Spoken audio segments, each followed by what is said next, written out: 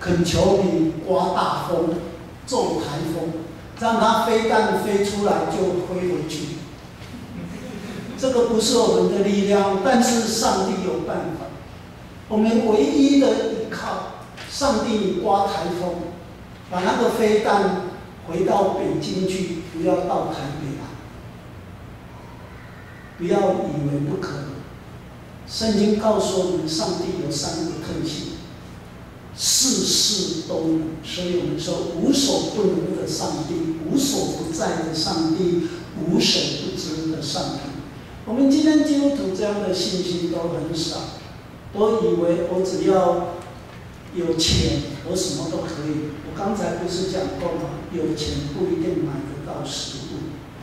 你有没有发现，我们台北以前本来那个什么中心，那个果菜市场的总经理是一个女的，后来被欺负得很厉害。你知道她叫什么名字？你们都没有关心这些事情，叫吴英玲，有没有？吴英玲，她的父亲是一个诗人，叫吴承。他写了一本书，你们应该都要买来看，叫做《江湖在哪里》。他用了足足2年的时间，将台湾的歌曲、台湾的农业政策分析得非常清楚。但是因为他起来当农产公司的总经理，很多过去可以拿到甜头的都没有，就硬被把他赶下。我觉得很难过。最近他父亲写了一本书，就是在专门讨论这个果菜市场问题。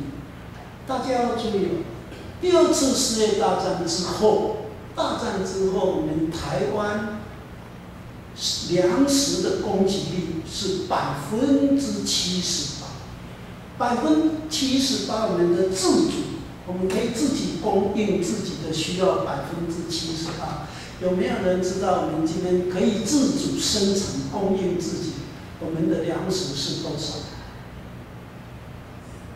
刚好是这个数目的相反，那是多少？是27。我们以前是78，我们现在是27。我们没有办法打仗，因为打仗第一件事情就是要靠什么？你的粮食够不够？你撑得住，你撑不住。那这一点都是我们要好好认真去思考。所以他说，上帝是我的帮助，他赐福他的子民，我们的胜利是从他来。好，我们读这一首诗歌之后，各位弟兄姐妹，我们可以这样思考这种问题：只要有上帝跟我们同在，我们就不害怕所有的一切。我们看瘟疫这么的猖獗，你看我们的科技这么发达，人类可以跑到外太空，可以跑到月亮去住，可以跑在星球太空站住1年2年。